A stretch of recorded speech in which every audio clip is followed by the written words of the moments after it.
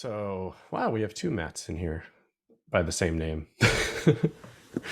um, so, for everybody who's joining, I just want to let everyone know this is a different flavor of what we normally do for our sort of broadcasts and webinars. We did some research with Chili Piper.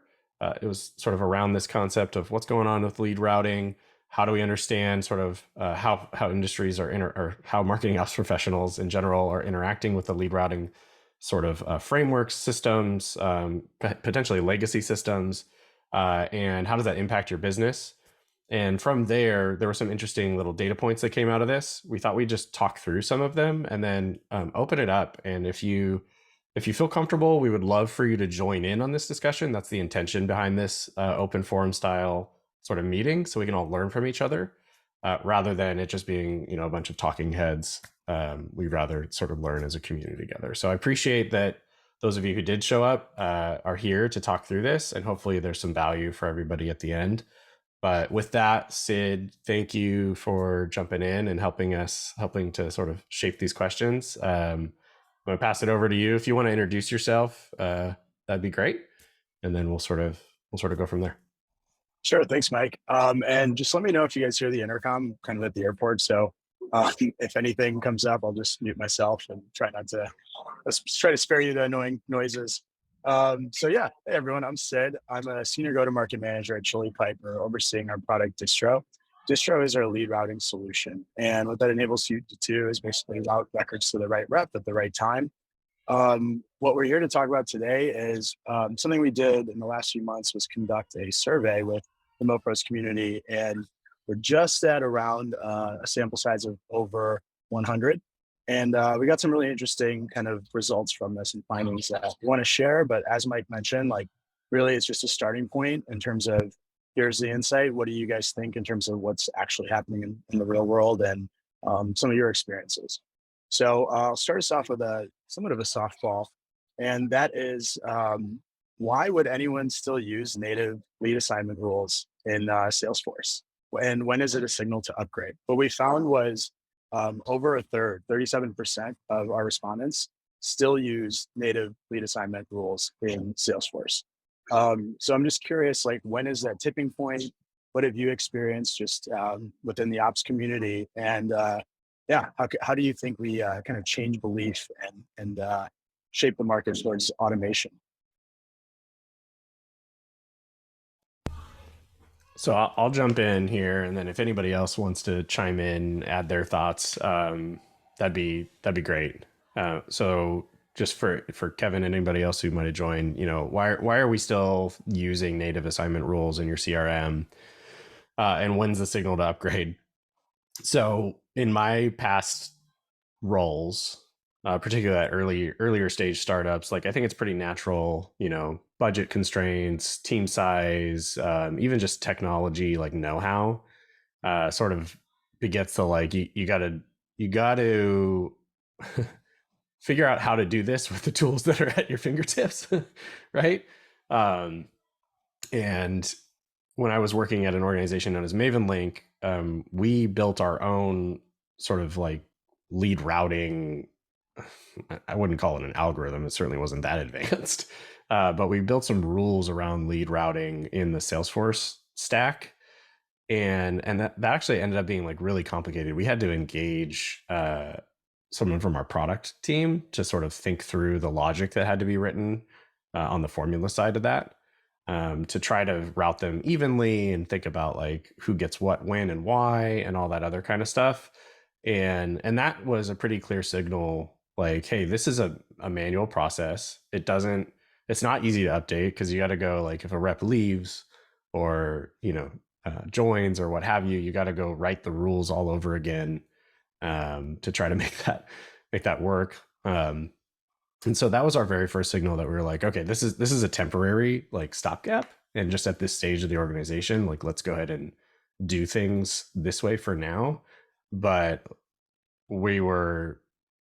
I would say we only did that for like 9 months max before we got to a place where we were like, all right, we need to implement some other tools. And from a statistics perspective, like, I don't know about anybody else on this call, but That's pretty surprising that like 37% are still using some sort of native assignment rule within their CRM. I don't know if anybody else finds that surprising, but um, yeah, I think that's, really, really interesting. Anybody else have any thoughts on like are any of you, I guess to phrase it differently, are any of you using native assignment rules currently? We're not. Sorry, I keep coming on and off of. I'm going to come on and off of video because I am trying to multitask, even though I shouldn't. We have our very first customer conference happening tomorrow, Oh, uh, and in true fashion, they're just now trying to prep the final reminders and the follow up for the event. And I'm like, great, thanks guys. Because we're fair doing a enough. virtual and an in-person component. It's Love like, that. yeah, thanks, guys. I'll just get right on that. I would absolutely agree with you, Mike. Most of the companies in this, like the earlier stages, or before you become quote unquote sophisticated, uh, usually are just using those native out of the box assignment rules, especially when budget constraints are kind of an issue. We're not using out of the box at Stack. We're using distribution engine, which I have never hated more in my entire life. I've never even heard of I that. didn't even know, like they kept saying distribution engine. So I've only been in Slack about 7, 8 months, and they kept saying distribution engine. And I was like, is that just a fancy way for calling it round robin? Like, I don't, then they were like, no, that's the tool's name. And I was like, that's a tool that exists. I was like, I didn't know that was even a thing. So That's funny. we've definitely have outgrown distribution engines. So there's definitely conversations happening internally at Stack. I mean, we have um, 3 dispersed product offerings, Hmm. and the sales team is supporting all 3 of those. And I think once you hit that level of sophistication, you can't use to try to program those native. I think also doesn't Salesforce cap you out at 99 rules? Yeah, I I think there is a limit there at some point. I can't remember what it is, but I think you're right. I've hit the limit once before at one company, and I was like, this should tell us immediately that our rules are too complicated to live within the constraints of kind of out of the box Salesforce. So if you hit 99 sorry, not 99 problems, that's what I have today. If you hit 99 assignment rules, then probably chances are you need to be moved somewhere else, and that's not working. Yeah, yeah, I totally agree. Like if you're reaching your upper threshold of rule limitations, then good signal, right, to probably make a switch.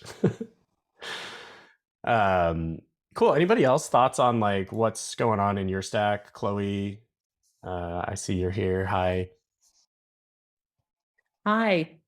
I just resonated with the conversation. We actually also use the distribution engine and are much too big for it. So How it's funny. relevant. We're actually in a moment where the operations side is really ready to replace the tech stack, and the Salesforce admin side really believes that our in-house built custom code that's impossible to read and relies on both Salesforce logic and the distribution engine is fine. We're fine. We don't need anything else. Yeah. So that's the tech stack moment we're navigating in our lives. But Gotcha. Cool. Sid, you around? Yeah. I was going to Oh, ask there you a you are. quick, kind of a quick follow up to that. That's also been my experience when I talk to people. Like it revolves around the question in terms of like who should own lead routing and like who at the company is the best fit. Because I have seen, and anecdotally, but like sales ops or a Salesforce admin might just think they're like good, we can handle it this way and we don't need to change our process. But often it is the marketing ops person who's like, hey, like this is bad for our team. We don't need to be doing this manually or having such a kind of like tight process that we have to manage all the time. Um, is that fair to say? Like, do you think that's why maybe sales ops or Salesforce admin are like stuck in that way and don't necessarily want to move to a more automated process, or is it something else that's driving this? I definitely don't know broadly. I think it has seemed to me that our Salesforce team has always been very cautious about new integrations. I think like one problem we have, we've always been on the frugal side with buying integration users. So we just have a handful. So all of our integration users go through like, there'll be like 6 to 8 going through the same person. And then API call tracking is very complicated, and all these things that like, the more we attach to the system, the more the black box becomes a black box.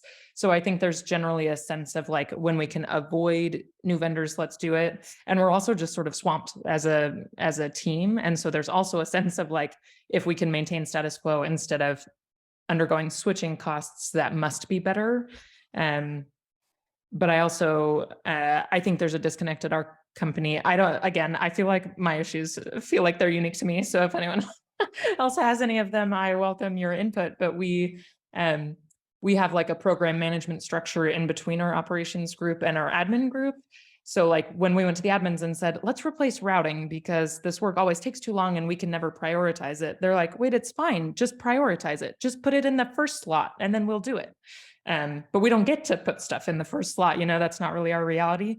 And so like, we need something that is more adaptable, but they're not feeling the same pain that we're feeling, and don't really understand it. And so trying to figure out how to navigate like the layers of experience is, I guess, what we're up against.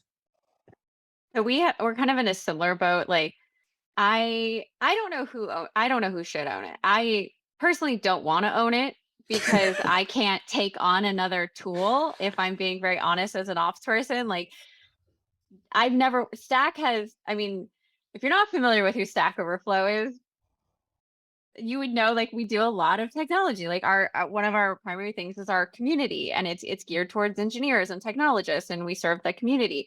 But we love tech and we like building our own tech, but we also like buying and acquiring a lot of tech. And so I came on board to an organization that had just moved over to Marketo 2 years prior. They have Iterable for, sending over to our database. They use Intercom. They also send emails. Like we're managing so many platforms that I'm like, I fundamentally, unless I had another headcount, can't take that on at this moment. That's kind of selfishly where I'm at. Do I think I could do it better than our RevOps team? Probably. But I think there's a more vested interest in the part of marketing to see what happens to those leads. And once they get into the hands of the salespeople, we just did an analysis to see how long things took from the time it hit MQL, the time it cycles through distribution engine, to the time that a salesperson has put it to an outreach sequence, because everything, for whatever reason, is not automated. It's all manual here. And it was like a day and a half. Ooh. And yeah, I was like, okay, well, I'd like to get, I guess I'm just like, I'll just be happy if they could do it under like 2 hours. Like if salespeople could follow up within 2 hours, like I would be pretty jazzed about that. My VP of demand gen comes from SalesLoft, and he's like 15 minutes or less. And I was like, all right, well, like we're not delivering pizzas in the 90s anymore. So I love that. I love that as like a potential reality. I just don't foresee that happening for us. Like I'd like to get us to maybe just get to 1 24-hour cycle. But we have all these issues with distribution engine taking forever to kind of basically ping pong through to figure out who it needs to get assigned to. There's just, I don't know. Like I don't know who should own it. I think it's obviously going to be different at every organization. Selfishly, I just don't have the bandwidth to own it. But then I get very nervous when like demand gen is like, we'll take it on. I'm like, I love that, but please don't. So Yeah. I don't know if there's a right answer. No, and I would just chime in really fast too, because I used to have that same issue. It wasn't using a tool; it was trying to do routing through Marketo, which so many people know how routing through Marketo is if one piece of it fails, the whole thing fails, and then no one tells you for 3 days. So yeah, and I don't even know if there's a good answer on who should own. Right. I think what you're saying is, DG wants to own it, ops may want to own it, VP or marketing just in general may want to own it. And that really just comes down to your process and your overall sales goals, I would think. Overall, the team goals, who's got the ability to do it, who's got the keys, who's got the access, and how it aligns, right? That's a tough one.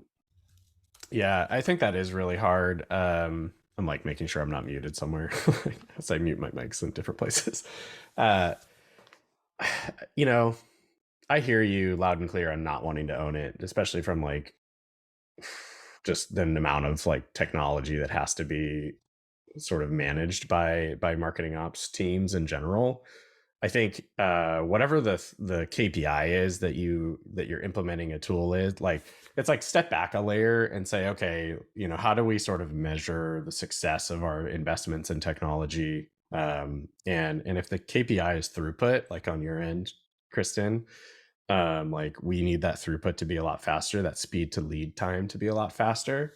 Then if that's how we're going to measure the success of our efforts as a MOPS organization, then that's our tool to own. Or if somebody else is going to be thinking about that, someone should probably own that KPI, and then from there, like, whichever team wants to sort of invest in that moving forward, I think is probably the right thing. But I love that you did that analysis. I too did that analysis back in the day, and it was specifically about HubSpot's integration to Salesforce. And they were like, yeah, it takes like 15 minutes or less. And I was like, does not. Let me tell you about it. So. Oh, don't even get me started on HubSpot. But no, like our issue is Demand Gen set up our Marketo instance. And it's one of those things where, like, as MOPS people, like, we know just enough Demand Gen to be dangerous, and vice versa on the other side. Doesn't mean we should be managing the strategy or implementation of that reverse function.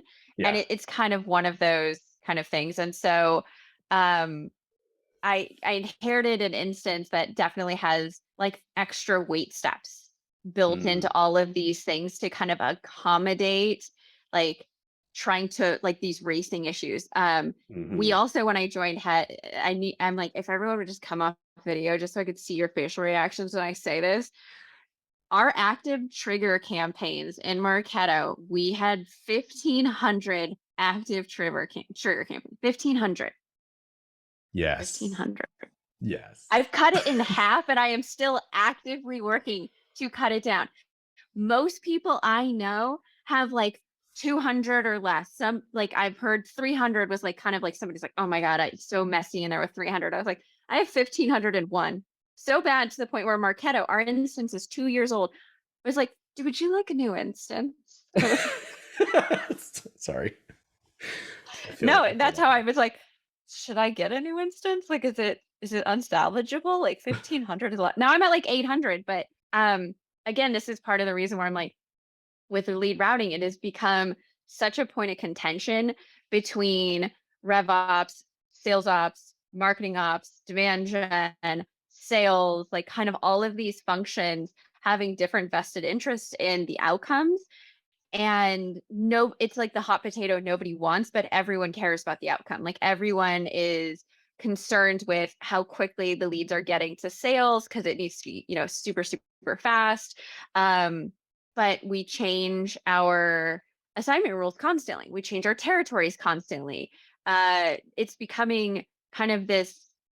I get that sales is going to change territories, but like we changed fundamental like market segment definitions like midway through the year. And I was like, how are we defining strategic and enterprise and then changing that? Like for us, SMB is anybody less than like 500 employees. Yeah. I was like, SMB is 500 or less. I was like, oh, like that still seems kind of big, but so we just we change the criteria constantly, and that's another. The RevOps team here is staffed more than I am, so I'm like, to me, I'm like, I want to throw the hot potato at them because they have more resources than I do. It's not the best approach to it at all. I do think that it should be. I think all marketing ops professionals are slightly have perfectionist tendencies and definitely believe that we do things better than anybody. So there's a part of me, I'm just saying everything that everyone's thinking out loud. I like, part of me is like, I would prefer to own it because I can control it and I know that I would implement it and manage it better than anybody. The problem is I can't do everything. That tends to be this, like the ledge that I sit on in ops is I do think that fundamentally we should own it. I don't have the resources and bandwidth to run it. Like that's kind of Right. the double-edged sword that I sit on constantly. Right, right, right. I'm curious, like, oh, Sid, I think you and I were both highlighting the next question that we were looking at as we're sort of talking through it in this document. But um, I think the research showed, right, Sid, like pipeline and conversions were like the two KPIs that most ops teams are being measured on. I think it was like 70% said pipeline and 63% said conversion. So, outside of a lead routing tool, I'm curious, like, does that resonate with this group? Like Robin, Don, anybody that wants to chime in? Is that how you're being measured? And then are you doing anything around like trying to improve that currently? It sounds like Kristen was cutting her weight steps and triggers down from Marketo. So, I actually am only 3 months into my new role at a place. I'm a marketing ops team of one, the first one. And so I'm at a place where marketing is using HubSpot, but there actually is no lead routing in any sort of automated way. It was all happening in Google Sheets. And so I actually just set up our very first lead routing from HubSpot to a Monday board, which is a whole other fun thing. And actually literally just before this call found out that they just changed the sales regions again after I literally just set this entire thing up. So now I have to figure out what the new sales regions are. So I feel like I can't even actually speak to a lot of these, there's no real SLA yet. There's no real even like tracking yet. So it feels like I'm making small wins, but at the same time feels like I'm still so far away from where real life needs to be. I'm really trying to get our team at least just into one system. So sales and marketing is using the same system. But yeah, this is all. I actually, Kristen, would love to hear your rant about what you were going to say about HubSpot. And we don't have Salesloft or Salesforce either. We actually are a NetSuite still based company. So there's many fun things that I'm unraveling. But yeah, I would. I mean, my your quick thing rant. on HubSpot would be if it's just you and you're very early on. I always tell people like HubSpot is made for SMB.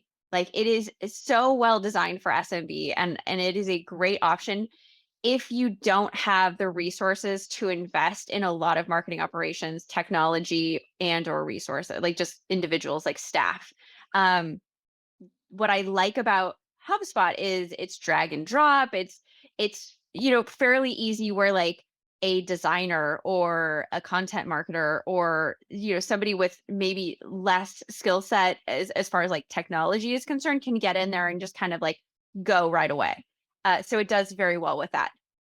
But I always kind of tell people like HubSpot is I don't want to, it's kind of like your Honda. It gets the job done. It gets you from point A to point B. And like it's affordable, it's economical. It's really not going to break down like too many times. You're going to run into some maintenance things here and there. But you can kind of take it to whatever dealership or maintenance place you want, and it's fine. It's totally fine. And like you can just buy a Honda and just what you're doing. You just kind of like drive the car.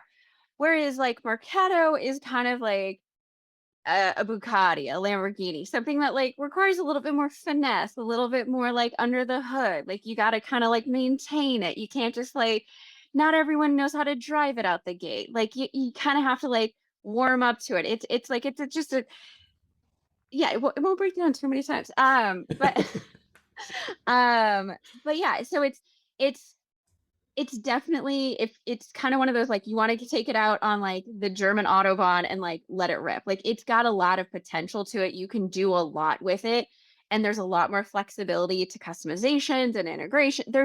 I felt like HubSpot just it's your everyday platform, and Marketo is just kind of like that next level of graduation, kind of in that sequence, in my opinion. And don't get me wrong, there are people who love HubSpot, love it, love it, love it. And I love that journey for them. That is just not the journey that I want to be on. And I have told companies repeatedly, like, I will not work for you if you have HubSpot. If you have HubSpot currently, I need it signed in my contract that there will be a migration to Marketo within 6 months of me coming on Oh board. Like, I man, do not. every Marketo rep that ever watches this recording is going to be like, Yeah, constantly scribbling, watching Kristen's scribbling. next job. Oh, Kristen Oh, went and to they another know it. company. Oh, Here it comes. do they Are have a customer? Marketo? Oh yeah, no, that's literally like That's hilarious. I love that. 100%. Like I can't, and like I'm a Marketo fangirl and I love it and it's fine. And like I'm not out there in the community like a lot of people who are just like beating that purple drum, but like I'm like the secret CIA agent, just like telling everyone like drink the Kool-Aid, just do it. It's fine. You'll be fine. We all need the secret CIA like stealthy user agents out there pushing the products for all the wonderful companies out there. So I appreciate you on that one. That's pretty funny. I know that Arthur commented in the chat that it's such a great analogy, and I just want to back that up. It's such a good analogy because when I first hit Marketo at my last company, I was like, this tool is just so big for its britches. Like you're looking at it and you're like, I know how to drive a car, but this car, the minute like, it's insane. You have to actually sit down and read the manual as opposed to the Honda Civic where you're like, yeah, no, I'm good. This is great. I've done this before. It like forces you to ask so many questions too. Like the setup of Marketo is like, you're like, oh, I really need to like think about what I'm doing and what I want to happen. And it like forces you and your team to like actually make really pointed decisions. Yeah, I mean, I told somebody once HubSpot is the equivalent of bowling with bumpers. Like you can't throw a gutter ball if you tried. Like it's really just one of those like bowling with bumpers is what I would tell people constantly. I've seen some bad ones too. Don't get me wrong. Trust me. I'm like, oh God. But yeah, like Marketo just has a lot more meat behind it. And it's just there was so much more I felt like we could do that I couldn't do. I've only been on HubSpot once. I've migrated people off of HubSpot many, many times, and I've done a migration from Marketo Hubs to HubSpot because the company was actually kind of shuttering and they were downsizing and they were doing a bunch of layoffs. And at that time, Marketo just like the rep wouldn't play ball with me. I was like, we're on an enterprise contract for like $250,000. You can make something work or you can't. So Gotcha. Sorry, I'm like looking through all these other questions. Sid, what do you? I want to come back to some of this data that we pulled through on this research. Yeah, and really quickly, I guess circling back to the distribution engine combo, like if HubSpot is a Honda, where's that put distribution engine? And I know we talked about one of the problems just being it's not instant assignment, but what else is wrong there? I'm just curious. It's a skateboard. You're not even on a car. You're not even in a car. Like distribution engine is a skateboard. Like, and as somebody who fell off a skateboard and ended up with 18 stitches, not a fan. So distribution engine, like we run into issues, I think on the marketing side, like we don't know, like we have to watch to make sure things get assigned. Like we don't get any notifications on our side if something failed. We are constantly having to log in and to Salesforce to make sure that whoever we sent through actually got assigned. So we have these reports, these like listening reports in Marketo that basically say like if somebody triggered the MQL program to run, and they still, don't ask me questions on why any of this was set up the way it was. I don't know. I'm changing it. I'm working to change it. I just need a little bit longer. But like we have a user rather than a queue. So all records that come into the system get assigned to this user, and they called it public pool, which I was like, could you come up with a worse name? Public pool. So they named it public pool. So everybody comes into the system and is owned by the public pool user. And I was like, you could have just come up with a queue and called it the lead queue, but like, sure, let's make this like vomit worthy every time I say it out loud. So they get owned by public queue. And then we basically have these like reports in Marketo that say they hit the MQL program within like the last 24 hours and they are still owned by public queue or public pool or whatever. So, so we constantly run into these issues. There's like 4 pieces of criteria that somebody has to have filled in order to like circle through distribution engine. And if you miss one of those, it like doesn't fire. It just doesn't fire. And you don't know that it didn't fire. So you have to constantly look in, and it's been this back and forth with like demand gen being like, well, why didn't that trigger? Like, why are they still sitting with public pool? And you're like, uh, As an official like advocate now for the Stack Moxie team, I'm gonna advocate that you go check that out for yourself. Go look at that, right? Because that's what that's for. Like, stop building the listening reports and like dig into what the problem was. oh, This is- I want to be very clear. I'm just like, again, these are like legacy listing reports. yeah. I'm phasing a bunch of these things out, but yes, That's one of those things where like we are so lucky to be in a environment where tools like Chili Piper, Stack Moxie, they're all like enabling the enablers now, right? That's our role. um, and I'm just really excited to be able to like take away some of those weird manual processes and start like adding more functionality that like requires less know-how and management by a person to like keep the system running. And if it does, like in the Stack Moxie case, right, if something does break, like you know exactly where and why because you wrote the rules yourself. Like, it's incredible. Anyway, I want to get back to there's this really interesting nugget in the research that Sid shared with us, and it said 49% of the respondents believe that other departments don't actually understand CRM routing.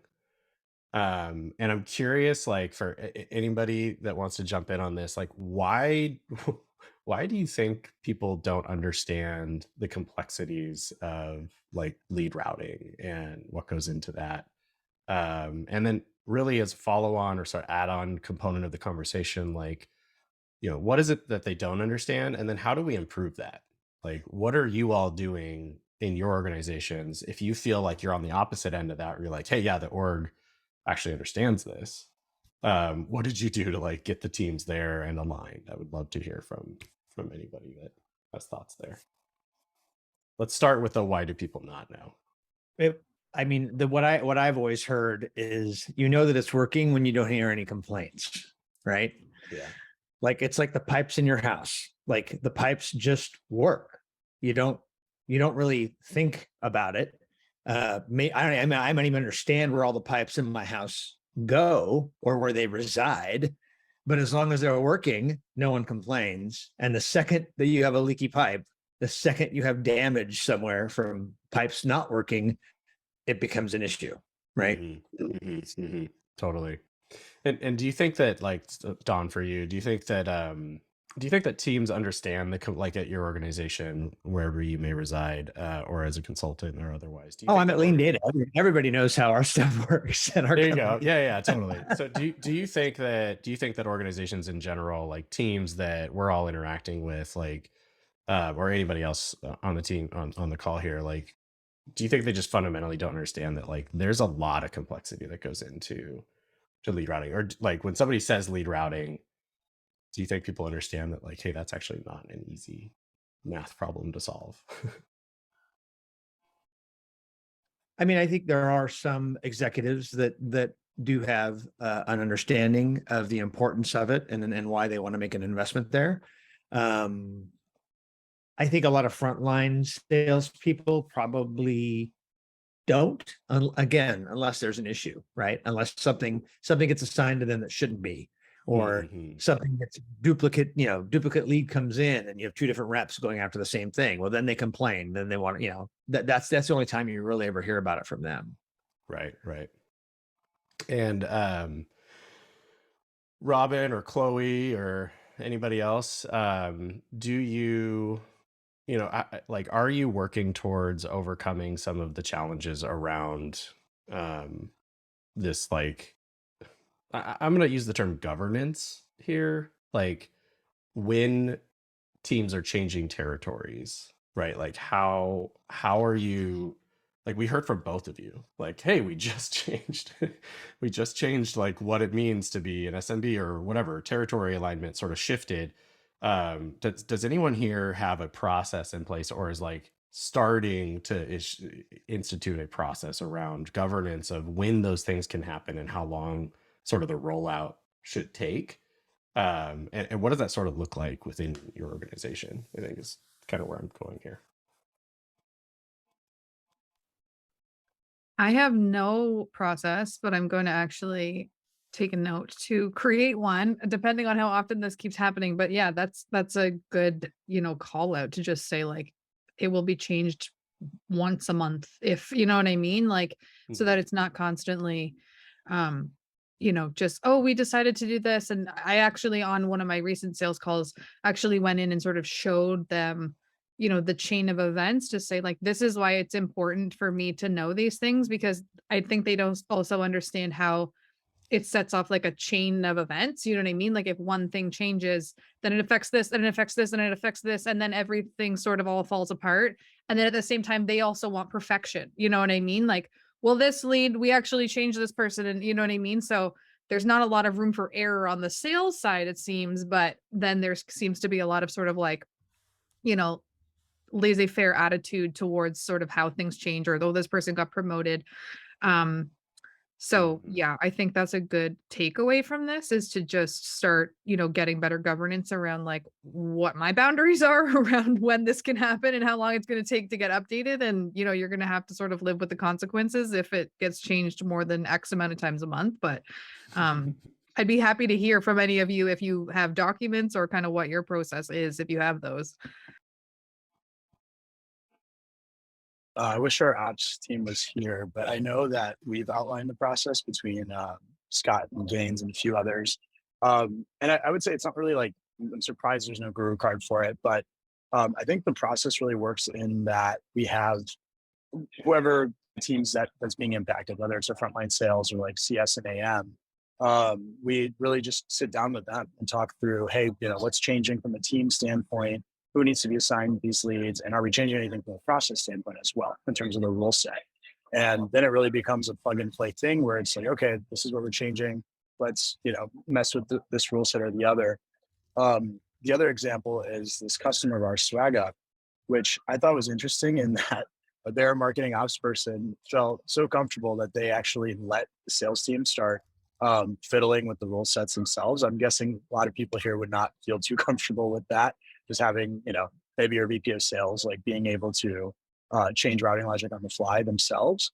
But I did think it was interesting that, they felt comfortable to do it and really haven't had any hiccups there. So most importantly to me there is like making sure the impacted stakeholders in the room and you're collaborating with them to make it happen. And Chloe, I saw you were about to jump in there too. Well, yeah, I was just going to say, I mean, we're like 1,000-person company now, so the territory management has been pretty nailed down. It's under sales ops instead of marketing ops, but they, like at the beginning of the year, day one, everyone has a territory and they know which accounts in their book are theirs for good and which ones are like flex accounts that might get given to a new rep that starts and needs somewhere to sell, sort of thing. So, and then territories are assigned elsewhere, and routing just acknowledges territories as they are. So routing is always like, oh, who owns this account? And then it checks the territory reference. So we don't have to specifically update routing every time a territory shifts. And we do sometimes have the problem of like people just leaving or getting a promotion and us not quite realizing it, but it typically is like that the pipe isn't working. That's when, as Don mentioned, people start noticing. And so they call out. We sync with each of the different sales organizations every other week. And we've got a standing agenda item for like, has your team changed since we last talked? So that's one way we try to proactively catch it. But anyway, the sales operations changes don't impact us quite as much unless people are like, hey, we want to create a special web form for this special interest group and get it definitely to this rep uniquely, or like little things like that are like, we end up just sitting down and saying like, okay, we could either make like this crazy exception path for this one sort of experimental thing, or we could have this other scenario where it's a little bit manual, but let's like finagle it for now while you're still figuring it out, sort of thing. So anyway, a smattering of thoughts. No, it's that's all really helpful. I think I think hearing, like, that's exactly why I was hoping for this sort of open forum discussion to be the way that it is, because like hearing those little nuggets of like, oh, you have a standing item on the agenda and you meet weekly, like that alone is gold for people who are in this function. It's like, look, other people are doing it this way, we should too. And then it's like deploy the tools to, and, and for the organizations that are building functionality around this, it's important to understand that like you cannot escape this problem of this manual sort of governance discussion that has to happen no matter what, right? So like, doesn't matter what the tool is, you still have to go through and have sort of a people interaction component to this, which I think is really good job security for all of us. But yeah, I appreciate the thoughts, Chloe. Sid, do you want to dive into any more questions before we sort of get towards the end here? Because I know we only have a few more minutes. Yeah, this kind of ties a few of the threads we've had, but what we hear a lot is like this idea of like a pain versus gain. Like maybe your VP of sales or someone on your sales team feels that pain, but no one's really talking about the cost of inaction, right? Like what's the upside if you're able to implement lead routing? And I think that's also part of why some people don't understand it or don't see it as a priority. Sometimes we see it as like, hey, this is being deprioritized. We don't have the budget to like invest in automated routing. I'm curious, like, has anyone else felt that? And I guess the overarching question I really have is, what metrics do you think lead routing does impact? We talk about SLA response time, pipeline velocity, stuff like that. What do you think are those like leading metrics that people should be looking at so that they understand why we should invest in a lead routing solution? I totally want to answer this, but I feel like I've talked a lot, so I'm happy to wait until somebody, just because I love talking about data and all that stuff. My my first response there is I think you sort of nailed that, Sid, with there's the speed to lead calculations, there's pipeline velocity, there's all of that. But I think that if you're taking a look at the overall funnel, sorry, I didn't mean but, and if you're looking at the overall funnel metrics and calculations, I think that what you could see is, if you're looking at industry averages for any of those calcs, and I'm going to say the word MQL, so many people hate it. It's not dead. I don't think that Mike heard my rant on how MQLs are not dead yet, but he will. But the truth is like whatever those stages are for you and whatever your conversion rates are versus industry average, and I know industry average is always tough because it depends. You can start actually looking and saying, okay, well, if our average deal size is $10 and we have 5 people that come in and we're only getting one of them, and that, like, you can start calculating that. And I think that it's not just the velocity, it's not just the speed to lead, it's actually going to your leadership team and saying, you guys, we should be converting from this channel at 80%. This one channel, we should be converting from at 80% and we're at 20%. So, what's going on here? This is where our problem is. And then that's when you can go into it. And Don used the term of the plumbing. I'm a football fan, and I always look at it as a good offensive tackle. You never hear about him until something goes wrong, right? And if you're looking at it and you're saying, the average quarterback is sacked once a game and ours is getting sacked 15 times a game, there's something wrong. Let's talk about it. So. Mm-hmm. I would, so I will just say, Matt, I don't think the MQL is dead. I just think that we need to stop calling it the MQL, because if a contact can MQL, it's not an MQL. It's an MQ. Like, that's just me being very specific about language. I've got an entire presentation that I've built on this, because it's like, you're not wrong. Like, the whole thing is, and I don't want to go down that path. Yeah, I know. Right I'm now. like, but it's not about the acronym. We book another call for that one. It's about the process. Like that, We got a whole new conversation. Thing. whole brand. Hey, who's got another 2 hours? You guys got Right? 2 hours? Right. We have a customer conference tomorrow, but otherwise I would totally be here for that. So, that point aside, one of the things that we've been struggling with is distribution engine is so inexpensive, and the RevOps team doesn't want to use some of their budget to pay for a solution. And I don't have any more budget. So we're kind of in this weird crossfire of, again, like, who owns it? Where's the budget coming from? And, that's why we did this analysis of how long is it taking for things to get into the quote unquote hands of a salesperson to the time it's actually being added to a sequence. And for whatever reason, I also can't figure out why our salespeople don't have sequences automated. Like, we're using Outreach, which is hilarious because our VP of demand gen came from Salesloft, and but they had selected Outreach prior to that, and it was a decision made by SDR management. And so there's just so many missed opportunities to automate the processes. And again, that's why we did this analysis to kind of come back to sales leadership and be like, hey, this is a pain point, this is a problem. And their response back to us was essentially like, well, just figure out operationally like how you can cut this down. And I'm like, different tool would be. And so like trying to come to the table with like the costs, like savings, the loss, like what's happening with this kind of the missed opportunities, if you will. And I guess we're expanding our sales team by such an excessive amount that it's a numbers game. And so I'm like, in order to keep up with this, like we have to have better lead routing and assignment and making sure that things are being followed up. Our SDR management basically said that originally they quoted 70% of all records, MQLs, are being misrouted. And I was like, 70% is a number I'm frankly not comfortable with. And it turned into 30%. And in true sales fashion, it turns out legitimately it's closer to 7%, but it's still 7% that are being misrouted. So I will say just very honestly, I am struggling to make that kind of financial case as to why we need to move to a better solution than distribution engine. But at the same time, walking a very fine line of, I also don't want to own this platform because I can't fundamentally take it on at the moment. So I'm poking a bear that doesn't want to be poked a little bit.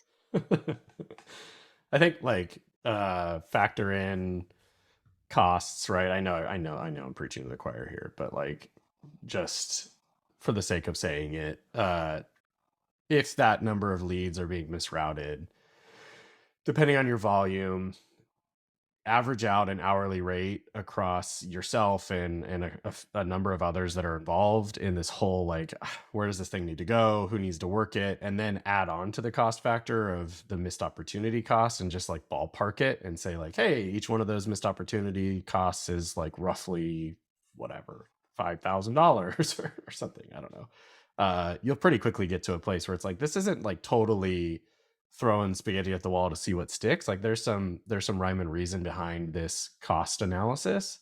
If you don't agree with it, let's talk about it. But here's the way I started looking at it. And that might be, that might be one way to look at that stuff. Again, I hear you, like, you're like, I don't necessarily want to own this right now, but for everybody else, if you haven't done that, or if you have, maybe chime in and share the ways in which you sort of did that analysis to justify the switch. But We did an analysis. I'm struggling to convince them that this is a problem. That's kind of the nit. Like they are not seeing the cost, the lost, like the money on the table, if you will. Like they're not viewing as like significant enough or a reason to justify a platform, which the platform would more than make up for the lost time and the opportunities potentially lost or wasted. But I think I'm just kind of struggling with that. It's not necessarily the ROI. Yes, I love a good calculator. Don't get me wrong, like I love a good calculator. I work in ops, obviously. I love a calculator. I still have my TI-84 somewhere. But yeah, so that's kind of where I'm struggling. And I don't know. I think I just need to work on my executive presence to convince leadership that we should change. I love it. Well, Sid, do you want to try to squeeze in one more little chat here? We've got about 5 minutes or so. Ooh, I'm trying to think. I guess one of the interesting points that came up was like that I think around half of people thought that setting up a routing tool was difficult, or just like the initial setup itself was a huge problem area compared to other things like being able to change routing logic or some of the other kind of barriers or issues. Does that resonate with all of you? Like, why is the initial setup so hard? And why does it become difficult to deploy other solutions, whether that's distribution engine or really anything else in the market?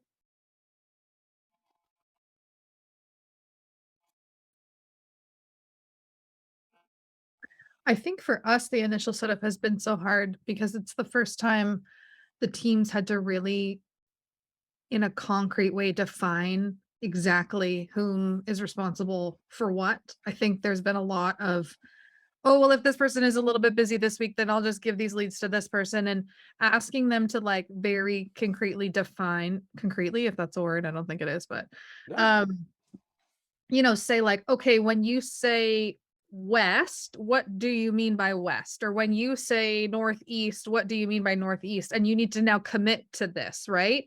So I think, speaking only for myself, that's been um a challenge. And also when things change, asking like why, even, in previous roles, having done this with Marketo, where we had like 80 rules for routing, in my previous role, when things were changing, asking, like, what is the potential business impact of this change in relation to how it will then change all of these other things, and how much time it's going to take for those things to all be implemented.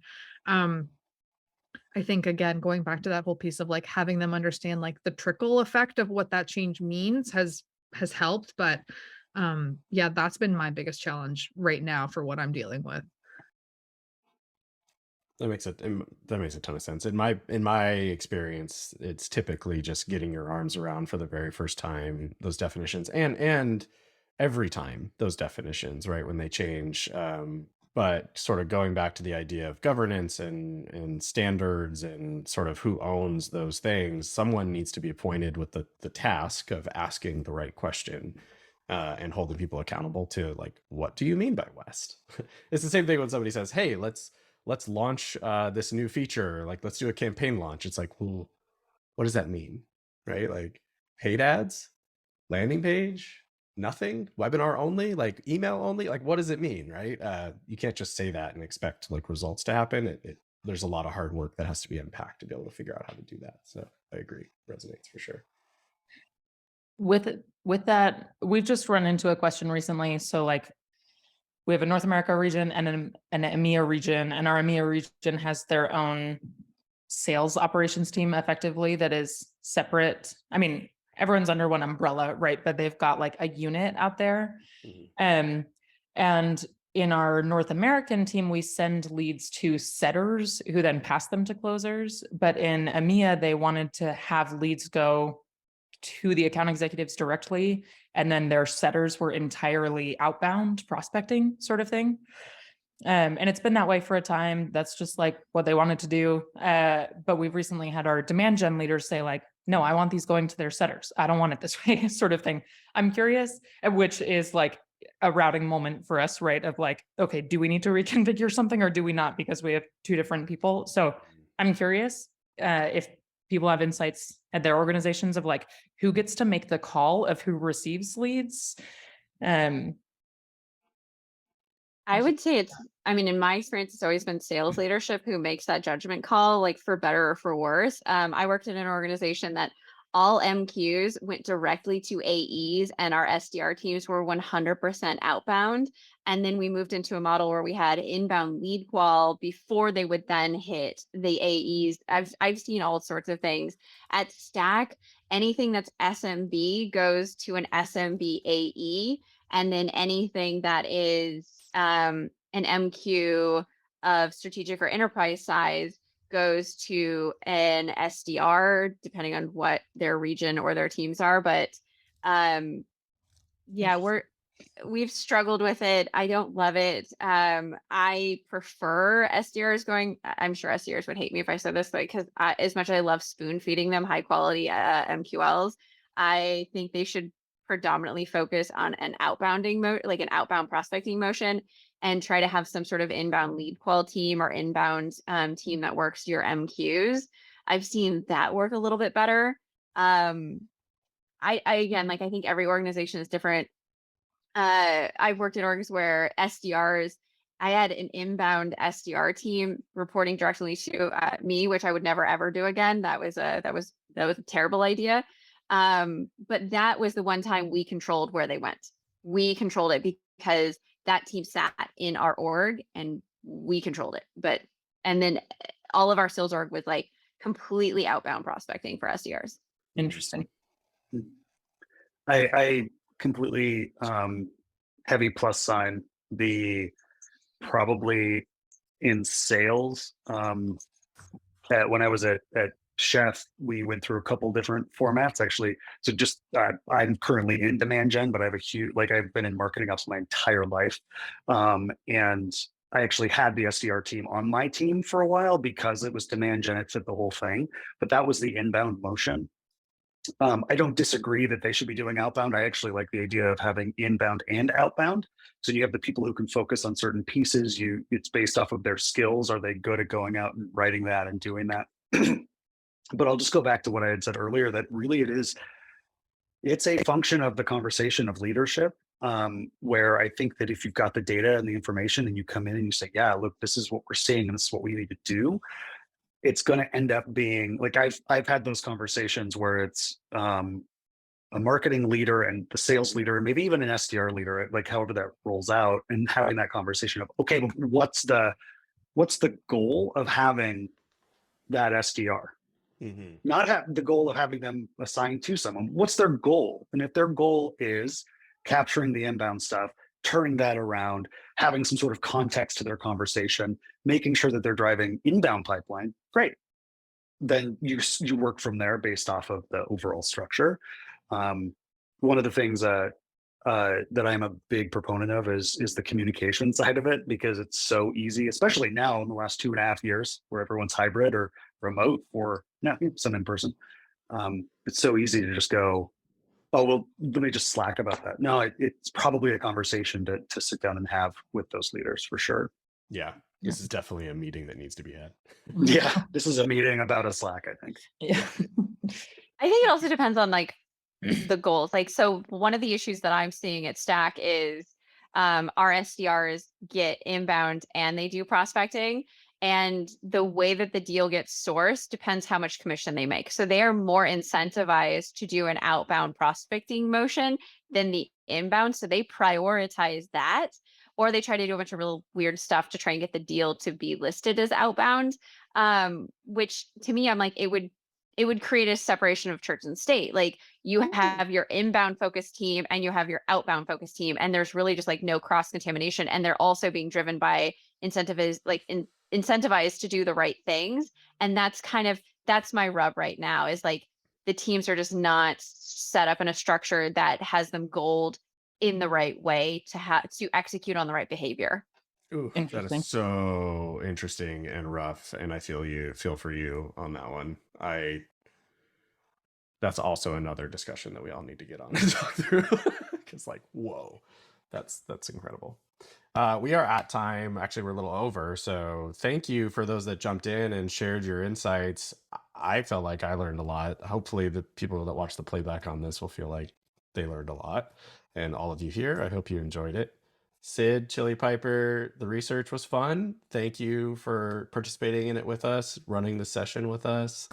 We will send around the recording pretty quickly. I was like slacking Sid already, like, hey, don't worry, I got you. So we'll get that out the door. And then if you have any follow-up discussions that want to be held, you're all welcome to come do that in the marketingops.com community. We would love to have you there. If not, just, reach out with any other questions to Sid or myself about the data. And I hope you all enjoyed this, but appreciate your time. Thank you. Thank you. Yeah, thanks so much, everyone.